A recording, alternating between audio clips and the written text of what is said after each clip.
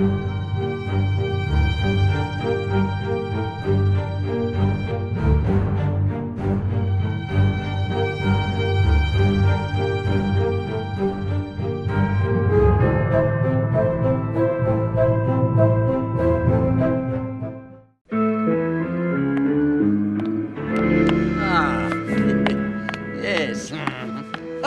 Oh, greetings. It is I, the Count, and it's time to answer that fascinating question. Vampires are where they came from and what they are. You better wake up. The world you live in is just a sugar-coated topping. There is another world beneath it, the real world. And if you want to survive it, you better learn to pull the trigger. Twinkly. So yeah. Do you know, it's not a, how can I put it?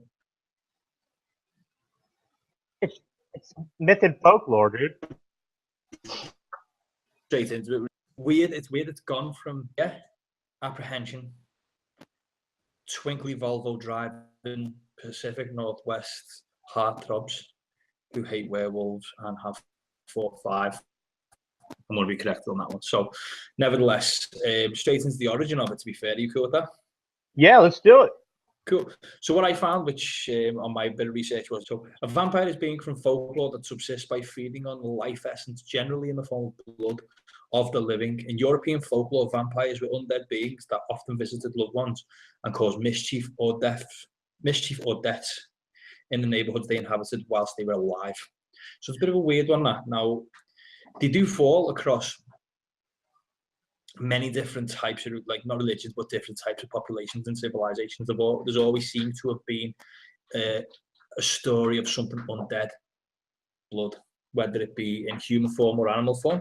I know it sounds really weird, but I think it's not the chupacabra or the skinwalker or something like that. Shapeshifter. They're basically shapeshifters. Something else also drinks blood, but I think it all in my eyes, in my opinion, from the start of the show, it all seems to fall in, you know, the fear of delving too far. If you ever remember the film by that M. Night Shyamalan, whatever his name is, The Village, where they say don't go in the woods at night. That the folklore starts, like, as I've said in the past on the show, my family are Irish, so there's always stories of the banshee. Always were stories of the banshee. Now, the banshee is folklore. However, if you believe what you see on television, then obviously people can chase it through the woods, but locals have only ever heard it once or twice. But a 45-minute show can find it conveniently. But yeah, nevertheless, it's the same for me. That's what vampirism to me. That's what it is. It's always going to be, for believing and put myself forward as a naysayer from the start. But I've always been a bit apprehensive of the folklore itself, because I don't know, if I've just always been apprehensive of it. So, well, vampires basically, I mean, doing my research, I focused in basically on Romania and Bulgaria. And in Romania, I found it's interesting. They call it the strigoi, and that's actually a male vampire, or it could be a witch. Sometimes it has 2 hearts, 2 souls, and all that. Okay, to become a strigoi, you could be the 7th son of a family of 7 boys. You could be a man living, by himself. You could be executed. You could commit suicide. You could be cursed by a witch to become a strigoi. Now, if a male vampire or strigoi, and this is under Romanian legend, you could, let's say you have relations with a regular female, and you have a son. The son is called a damper, Dhamper, and the kid could grow up to become a vampire hunter. Now, females on the other side, which I find to be interesting, could die, come back, and live again. I mean, so it's basically the way that's happening. Dude, that's unfair. Yeah, that's definitely unfair. Now, in Bulgaria, actually, archaeologists have just dug up over 100 supposed, and I say supposed, vampire sites where they've had metal spikes through the ribs. Metal has been pushed down into the casket so they can't get up, and stuff like that. And there's supposedly over 100 of them. Even in even in Italy, there was an act, when the plague came out, these archaeologists were digging something up and they found a female with a brick in her mouth. I don't know if she talked too much or she was considered a vampire. Considering it was that even the Celts go back to having their own version of the vampire. So I mean, it crosses many different areas throughout Europe, and you're talking a long time ago. You're talking 13th century. Now, it wasn't until Vlad the Impaler. Everybody thinks of Vlad the Impaler was the first vampire. No, that is not the case. Vlad just basically. The funniest thing is. Go ahead. Sorry, the funniest thing is that's probably one of the only things that Vlad is innocent of. Mm-hmm. He was actually, Vlad only defended Christianity from the Muslims. I mean, that's why he put heads on spikes and stuff like that. Now, Bram Stoker in the early 20th century created the whole romantic version of Dracula. Oh yeah, he penned everything of it, didn't he? Yeah, he penned everything like that, which basically it kind of leads us to the modern day vampire. They got vampire clubs. People actually drink blood. Like if you and I were vampires, like I said earlier, you'd be HIV, I'd be Hep C. So basically we wouldn't do it. Basically, I'd be scared to drink somebody's blood. I mean, not all of them are blood drinkers. Some of them are energy drainers. They all have their specialty nowadays. They get fangs that grow, but there's an actual disease out there that, and I forget the name, and I apologize to the people watching it, where your skin and your eyes, you cannot be out in sunlight, and your teeth grow out. They grow out, but the reason they don't grow out is because your gums recede, and therefore they also think when vampires, are buried, they think they're alive because the skin on your fingers grow back and your fingernails, and it makes it look like your fingernails are growing out. I mean, your hair still grows when you're dead. It's just your body. Your body doesn't. Not everything in your body shuts down when you die. That's the thing. Your body, it slows down to a stop. So your nails will still grow just for a little bit longer, just because it's slowing down to a stop. Effectively, your body still secretes gases and everything. It is what it is. No, I do give you now. Sorry, go on. And they actually, some of the people actually practice taking spikes to people as short as 25 years ago. As long as you were buried, what they do is dig you up in order to keep you from becoming a vampire. And this is in Romania I'm talking about. Is they take the heart out of the person buried because they probably weren't embalmed, because this doesn't happen in the big cities. It happens in these little villages, kind of out there a little bit. They put it in a cauldron, they boil it up, and the people doing it all take a sip of the blood and all that. Not too long ago, 6 people were charged in Romania with digging up a body of some guy who just died. People were getting sick in the village, so they thought, hey, this guy's a vampire. They were all charged with desecrating a human body, but they did a short stint in jail, and that's about it. But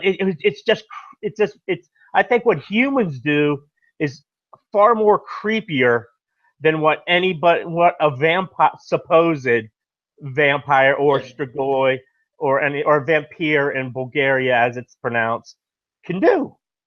Well, do you know what the funniest thing that I found was? And it was only before, it was the one thing that I sort of started tapping away. You might have heard it. I started tapping away. So I decided that one thing I hadn't done was looked up the definition of vampire, right? So bear in mind, nowadays, apparently, there's vampire clubs. You can drink blood, right?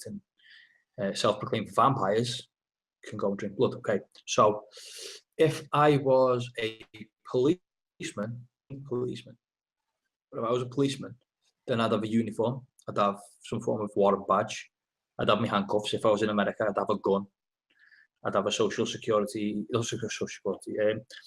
I'd be getting paid. I'd have a wage slip. I'd have a payroll number because I was a policeman. Okay. If I was a priest, I'd be in a bleeding church. So just because you drink, right? The definition of it very simple. In European folklore, if the corpse, first problem, is supposed to leave its grave, second problem, at night to drink the blood of the living by biting their necks with their long pointed canine teeth. So I spotted 3 things there. Unless you're going to file your own teeth down, kill yourself and bury yourself so that you can climb back out the grave in the middle of the night. Theoretically, you're not a vampire, you're just somebody who likes to drink blood in a club. Put that in the comments, I can guarantee you. But in the good old days, a couple of 100 years ago, little thing. Nowadays, it's, to be honest with you, it's very fashionable. Sounds weird saying that vampirism could be fashionable, but when you've got programs like True Blood, you've got programs like Vampire Diaries, the one that Origins or whatever it's called, watches it. The programs out which glamorize it. Now, apparently they all wear V-neck t-shirts and they're all muscly and got fantastic hair, whereas a couple of 100 years ago they were half dead, decomposed creatures trying to attack you for what you've got. Weird culture change, I think, to be honest with you. That threw me. You know, we go back to television and everything, and it glamorizes what really wasn't glamorized. If you're digging up bodies and stuff like that, and you're driving stakes in the heart and stuff like that, and to the point that they can't rise from the grave because they got a stake going right into their casket and their heart's gone and all the above. So I mean, now I think it's just I don't know. It's become a subculture. It's not more. It's not like an archaeologist would see it. It's more like a subculture where it's romanticized. Again, I use that word twice already, which I don't want to overkill that word. But like you stated earlier about the television shows and all that, it's all glamorized, and it's just, you know, a subculture of people that want to go out, that want to sleep in coffins, that want to dress all in black. And I'm not talking about goth. I'm just talking about these people that claim to be vampires, get their teeth sharpened professionally, and go out and drink blood, or not only drink blood, but, do whatever they do, which I'm fine with it. You know what? Sorry, all I was going to say to you, if I had to pick something which was actually really interesting, right? The one thing of the entire topic I find really interesting is the olden days, is the fact that people really feared it. They really feared the unknown. If every culture had its own little fear of something attacking them, something coming out of the wood, something draining the blood, something trying to take their life essence away from them totally. They would chain a body to the floor or shove a brick in its mouth when he buried it. You put a brick in your mouth, used to do something to your feet, they cut your feet off or something like that, or separate the feet from the body, something like that as well. Mm-hmm. Yeah, there are many different. You froze. No. Yeah, you're freezing too. So weird one. It's okay. It's all right. I'll keep going. Yeah, I mean, there's so many different methods of like making sure the person doesn't rise from the dead. Bottom line, and they don't go out in the villages and kill the cattle, go to somebody's house, attack them in the middle of the night and stuff like that. So that's why a lot of these villagers do what they do. I mean, even in modern day, I mean, people just have this whole belief system that, vampires exist. And I honestly, dude, I'll be honest with you, I call BS to it. But I look at it as more folklore than anything else. Sorry, go on. Sorry, go on. All I was going to say, I just look at it as. Go on. No, it's just folklore more than anything else. Yeah, it is. It definitely is. But I've always been, for me, I'm always interested in the good old macabre. Nowadays, then there's a building that's 100 years old. We go around with a torch and a night vision camera, and you have a little look around. That's okay. That's fun. That's good. A lot of people do that, and I have no people doing that. I've still got all my equipment.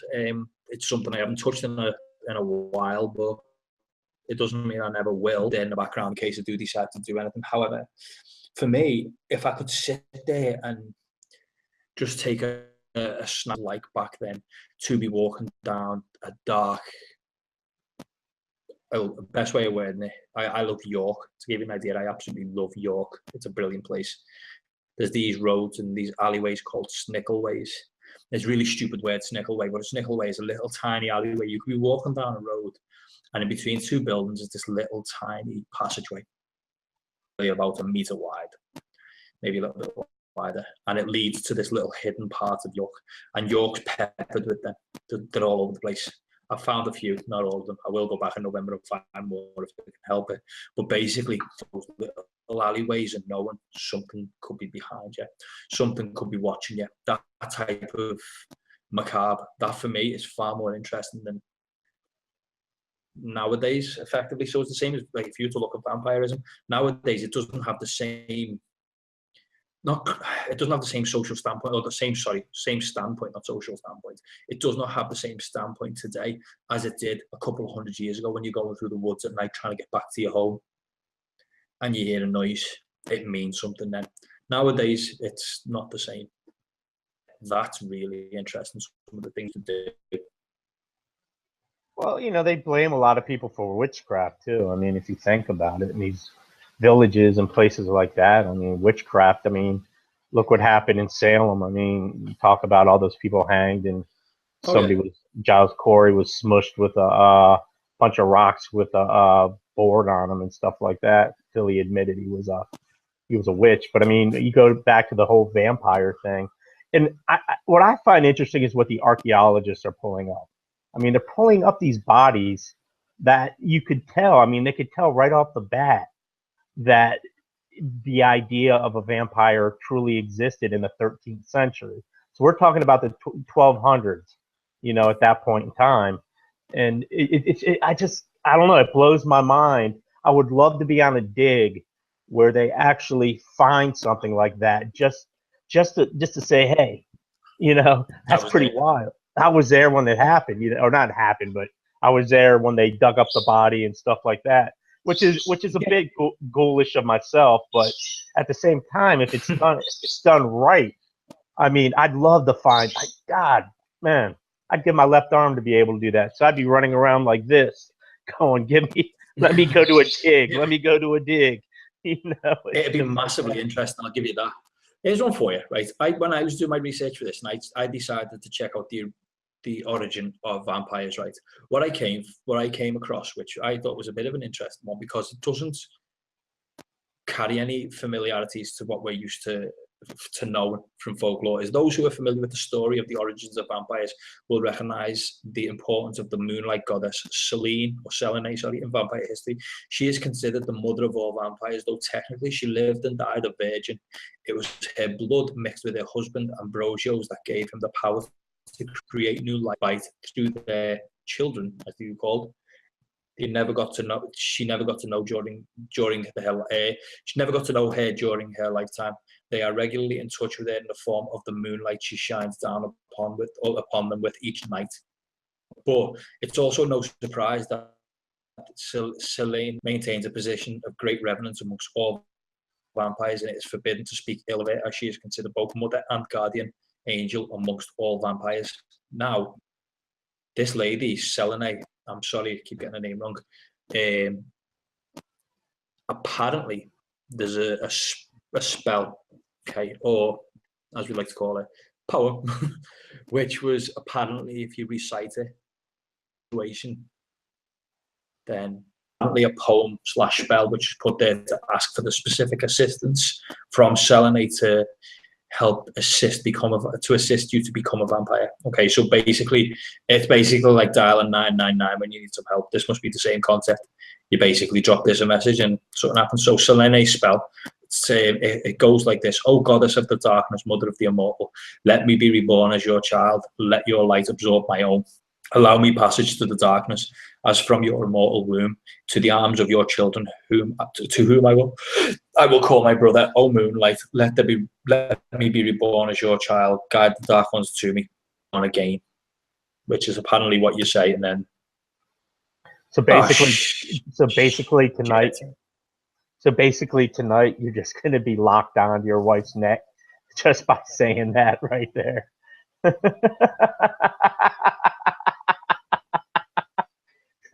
Count Chocula right there.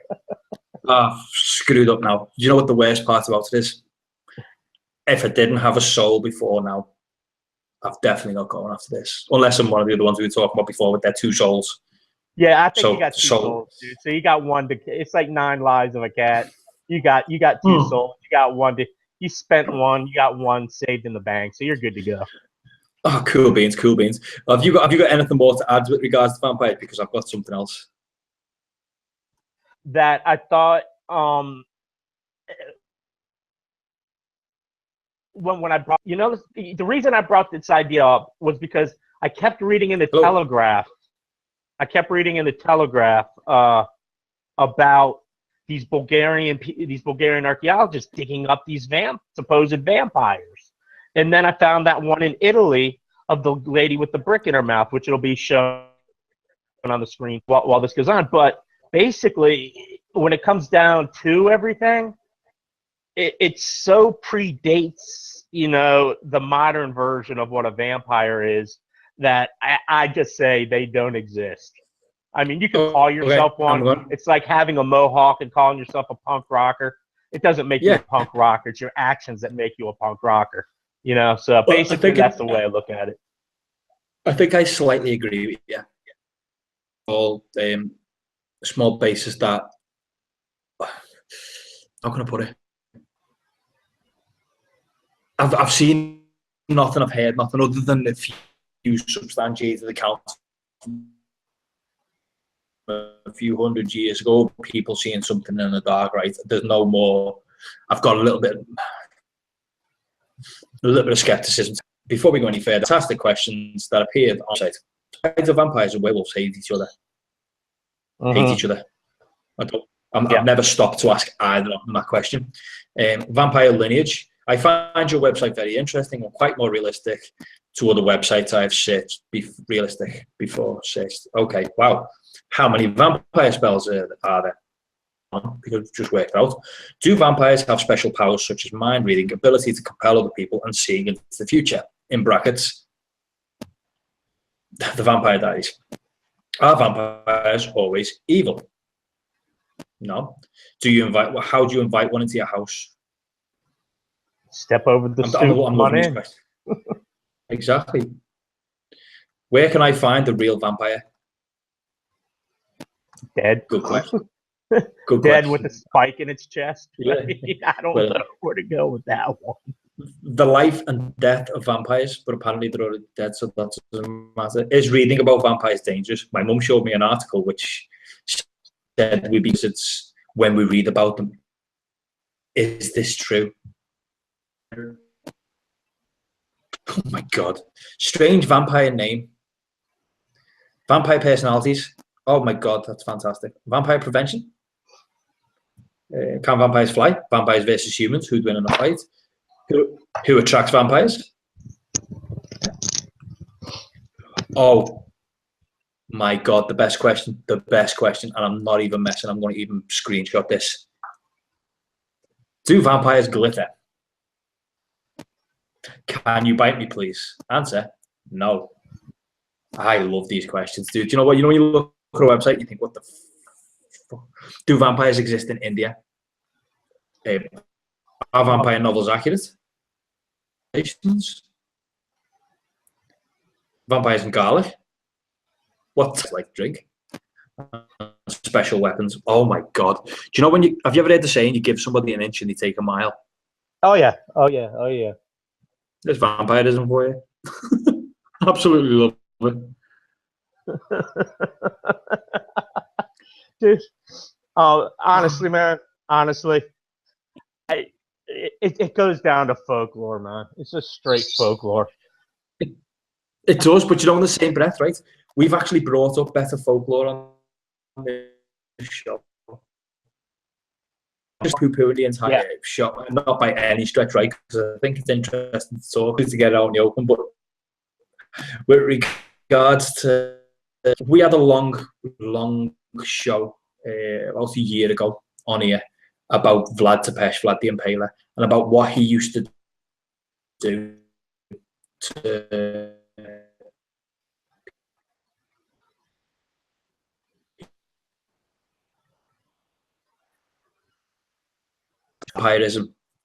vampirism is beyond me. It's absolutely beyond me, brother. I don't know. Kurt, do you know what? If I get bit, I get bit.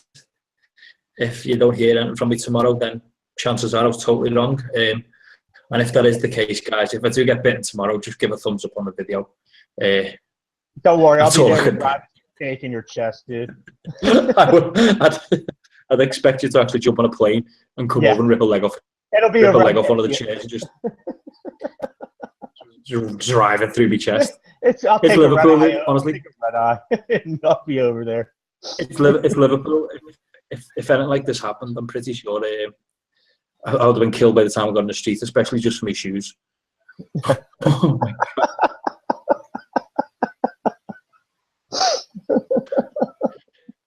But nevertheless, listen, guys, as a total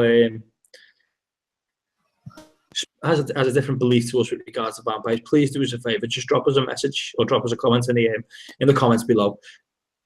The website that I've just been using my information, godsandmonsters.com.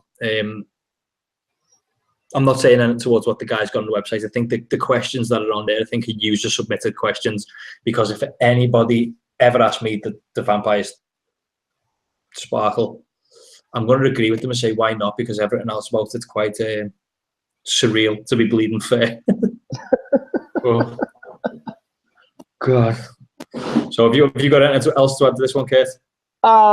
Next show we're gonna do it on ghouls and grave robbers, man. What do you think? Well, if you can do me a favor, and is it going to be next Wednesday? If I remember, I might actually take a little small trip to a grave that I know was grave robbed. Yep, and I got a story I sent you a while back. I'll bring that up on air too, about a grave robber. Yep, local grave robber. We had a few of them. I'm not going to ruin any of this for the next show. I'm going to leave this to the next show. But let's just say less than 3 miles away from where I am, 2 bodies were exhumed, stolen, or the people who robbed, who desiccated the grave and removed the bodies, tried to hide on it. It's a bit fantastic. So what I'll do is I'll leave that until the next show. So, Kate, it's been a good one. It's been a great one, dude. All right. Sorry. Go out and join your local vampire club, peeps. That's all I got to say. Later. Have an aversion to garlic. See you later. Goodbye. See you later. Goodbye. Goodbye.